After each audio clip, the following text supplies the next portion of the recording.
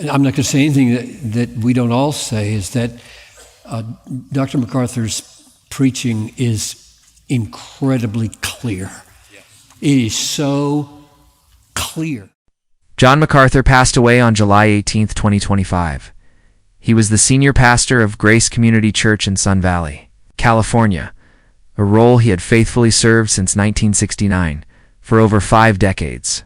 MacArthur remained a prominent voice in the evangelical world, known for his in-depth biblical teaching, uncompromising theology, and pastoral integrity.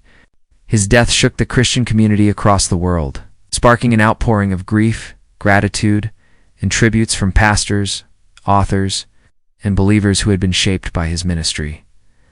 Among those who paid heartfelt tribute was John Piper, founder of Desiring God and one of the most influential theologians of our time. Piper, visibly moved by the loss, said, "The more I got to know John MacArthur, the more I grew to love him." This statement wasn't just sentiment. It came from years of theological respect, personal admiration, and a shared mission to uphold the truth of the gospel in a world of compromise.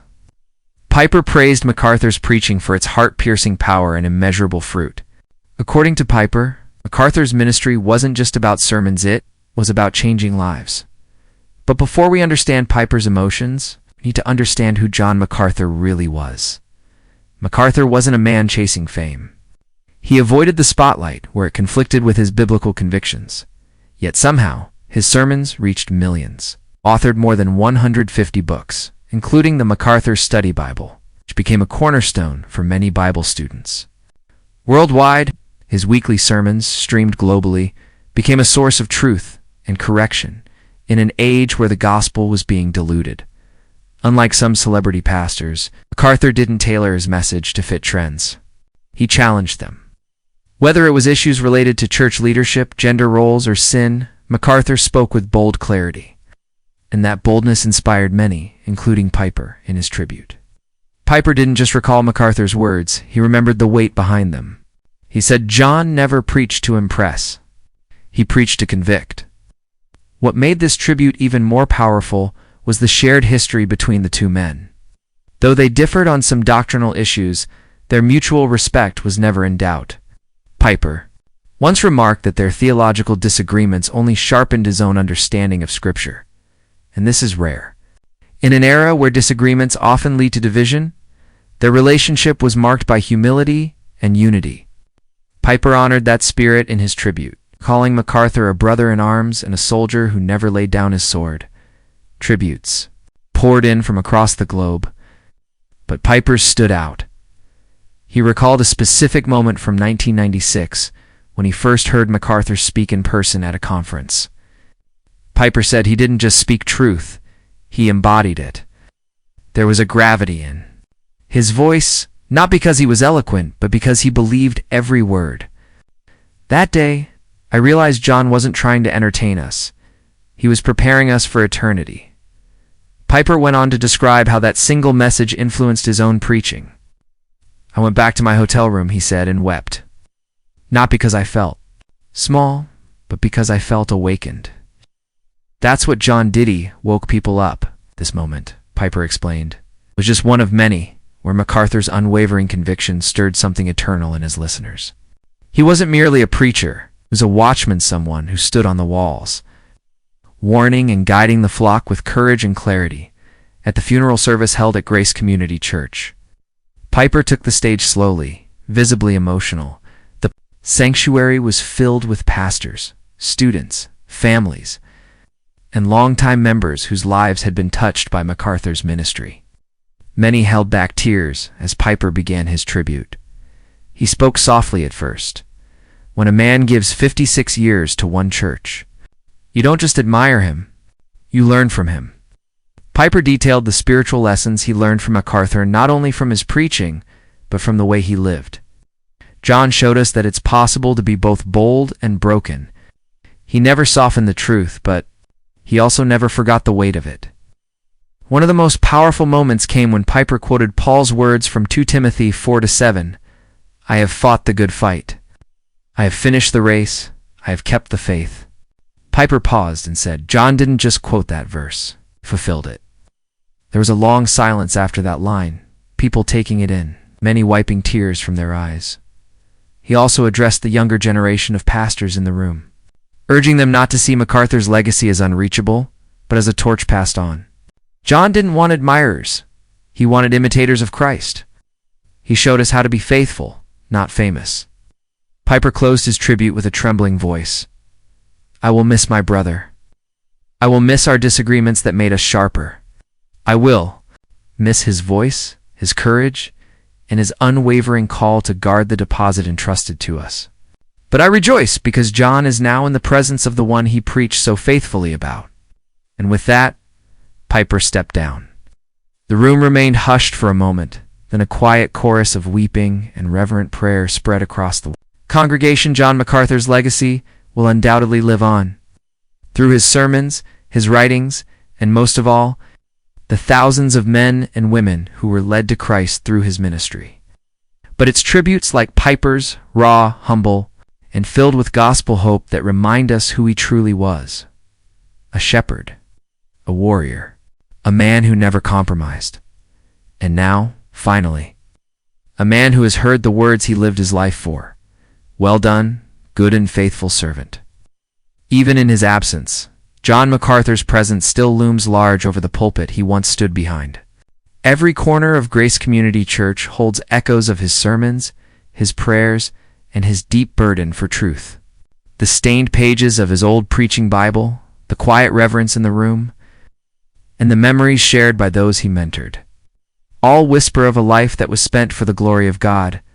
Many attendees at the funeral shared personal stories, small moments that spoke volumes. One young pastor recalled how, years ago, he nervously approached MacArthur after a conference. Instead of brushing him off, MacArthur sat with him for almost an hour, answering his questions with patience and depth. That young man, now a preacher himself, said, John didn't just preach to thousands, he invested in individuals. Outside the church, a long line of mourners had gathered, some holding flowers, others holding well-worn copies of the MacArthur Study Bible. There were elderly couples who had followed his ministry since the 70s, and young believers who had only recently discovered his sermons online. The age difference didn't matter. What united them all was the impact of a man who never veered from Scripture. What stood out most wasn't the scale of his influence, but the consistency of his convictions.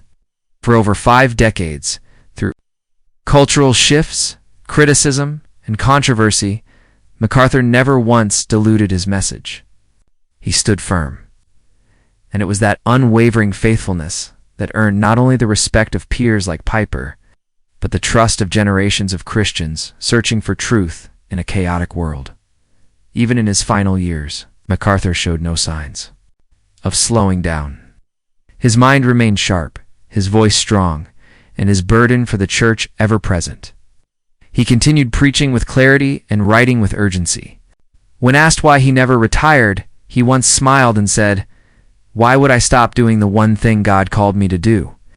That calling defined him. But more than his calling, it was his obedience that left a mark. MacArthur never saw himself as a celebrity, once told his congregation. "If you remember me, let it be because I pointed you to Christ, not because I impressed you." And that's exactly what happened. Thousands didn't remember John for his fame, they remembered him for his faith in the days following his death. Social media was flooded with clips from his sermons, quotes from his books, and testimonies from people whose lives had been changed through his ministry.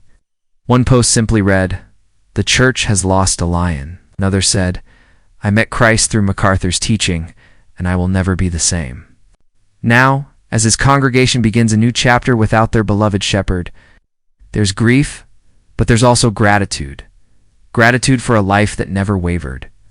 Gratitude for a preacher who never compromised. And gratitude for the gospel he so passionately proclaimed right up until the end. As the days passed after the funeral, the global response became impossible to ignore. Churches from Africa to Asia held prayer gatherings in his memory. Seminaries shared archives of his lectures. Missionaries in remote villages shared how MacArthur's voice had reached even their corners of the world, bringing clarity and comfort to those who had never met him in person but felt deeply connected to his teaching. What made John MacArthur truly remarkable wasn't just the breadth of his reach, but the depth of his roots.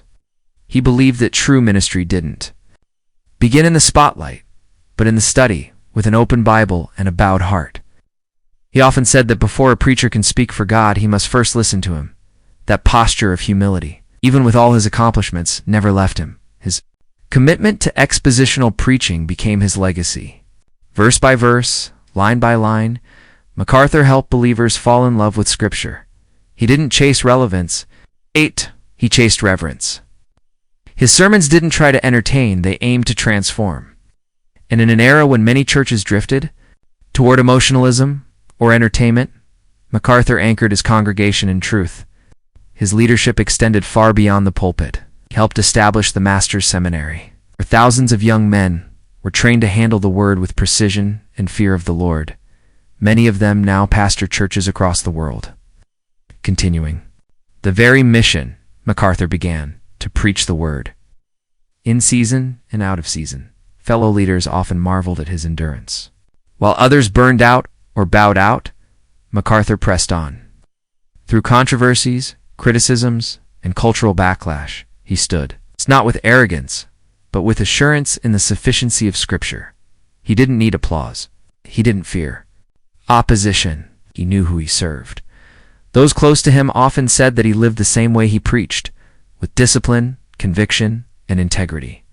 He rose early. He studied daily. He prayed fervently. His private life reflected the public message he proclaimed. That authenticity is what drew so many to trust his voice, not because he was perfect, but because he was real. Even in his family life, he was a pillar. His wife Patricia stood by him for over 60 years. Their love was quiet but strong. Their children and grandchildren often spoke of his tenderness, his wisdom, the way he led by example, never preaching one thing and living another. In their eyes, he wasn't just a preacher. He was a father, a grandfather, and a faithful man of God. And now, though his voice has fallen silent on earth, his words continue to echo in hearts, pulpits, classrooms, and living rooms around the world. His race is finished, but the seeds he sowed are still bearing fruit. John MacArthur may be gone from this world, but the fire he lit in the hearts of believers will continue to burn for generations.